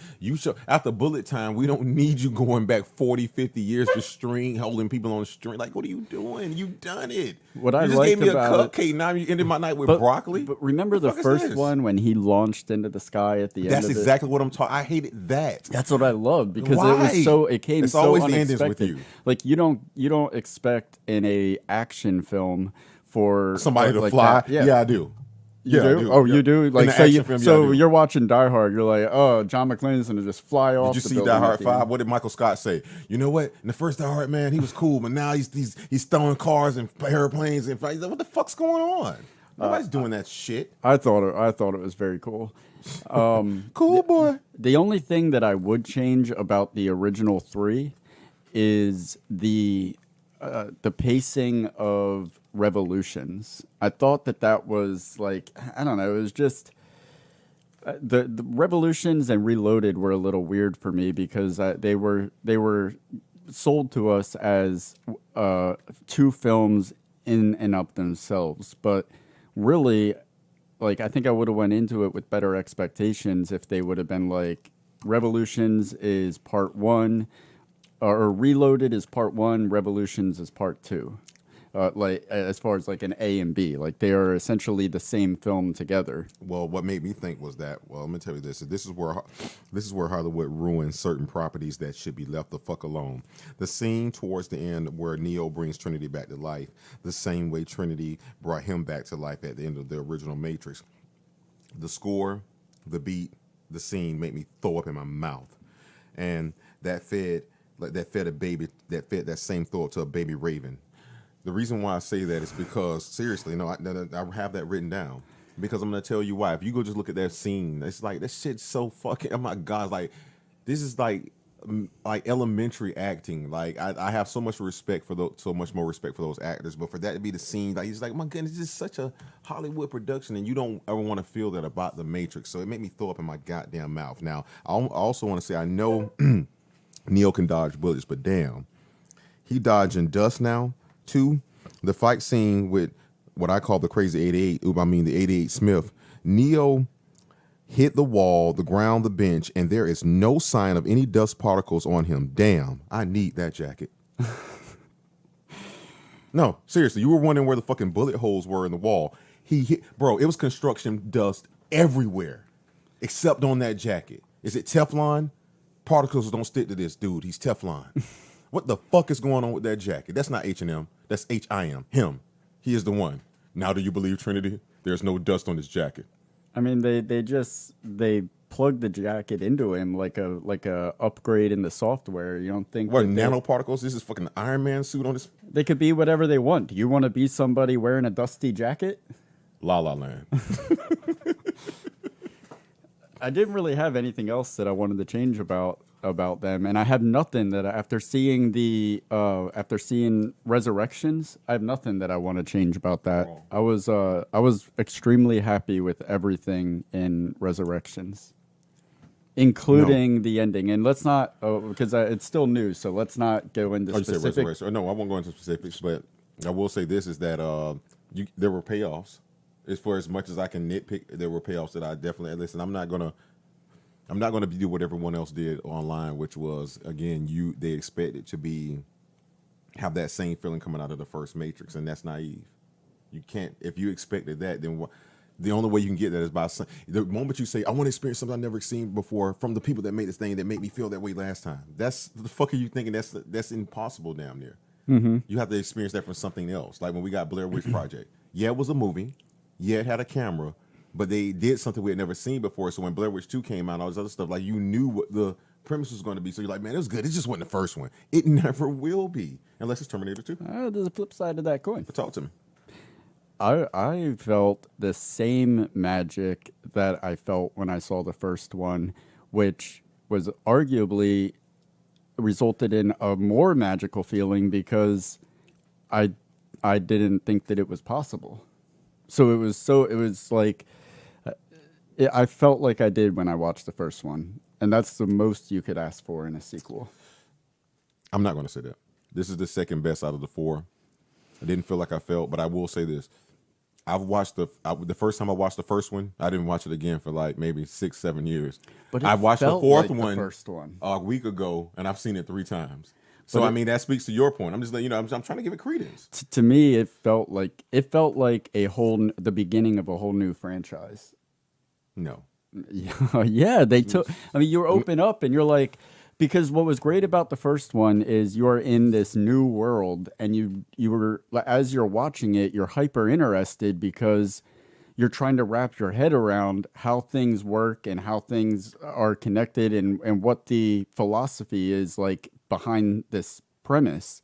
And that's what the second and the third ones were missing because we already knew what was going on. They were just expanding on it. But then they come back with the fourth one, and they stopped expanding on what they had created with the first three. They completely reinvented it. They even say in the thing, we're doing this is a new and improved Matrix, and it really was. It was meta, just like everything else in the movie.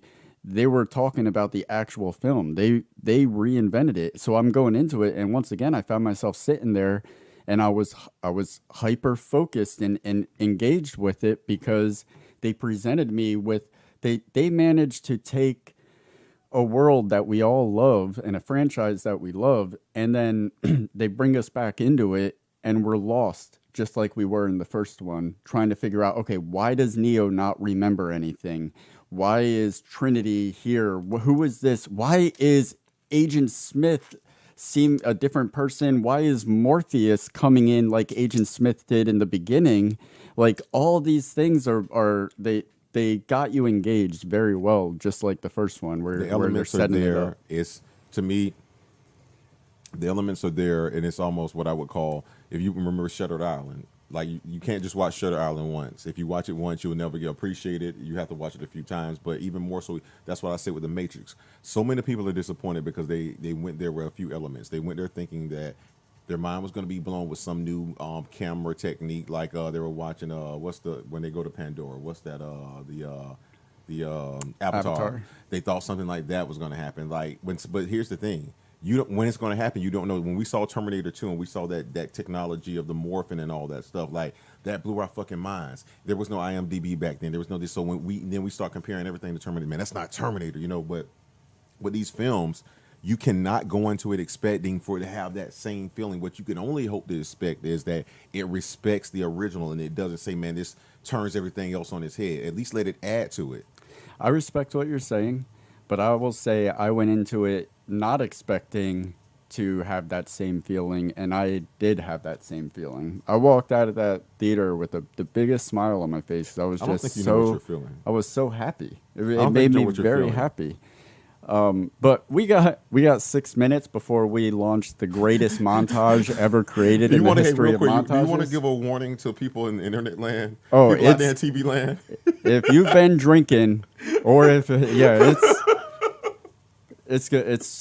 It's crazy. All right, you're gonna really enjoy it. But before we get into a 5 fuck montage, how many fucks do we give the Matrixes? I'll start. Matrix, I give 4.5.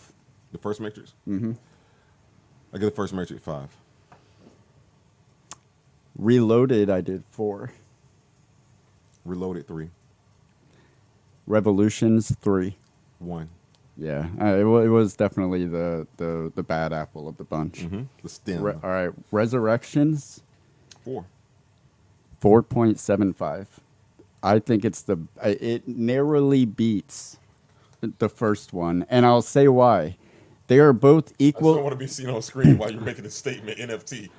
On paper, they are equally as good, but what nudges Resurrections a little bit further is that the original didn't have a predecessor to go up against. I'll argue that point. Please. I request elaboration. You didn't see Terminator? I'd be remiss if I didn't. Then so it did have a predecessor. No, nobody. It didn't. It wasn't. There was built. some guy from his side that can change everything. John Connor. You Nah. meant to change the world, John. False, no, I'm not. It's not false. I'm giving you evidence, and you're not defending it live.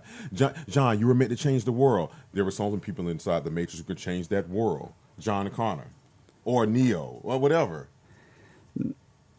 No. Oh shit, John Connor. There's Neo and John Connor. Don't get me started tonight. It's a false equivalency. Whatever. Yeah, it's a false positive. It's binary. No, because nobody went into the first Matrix thinking like, oh, this better be as good as Terminator. No, they didn't, because they didn't have that script. It could have been. It could have been compared after the fact, but people went into this movie.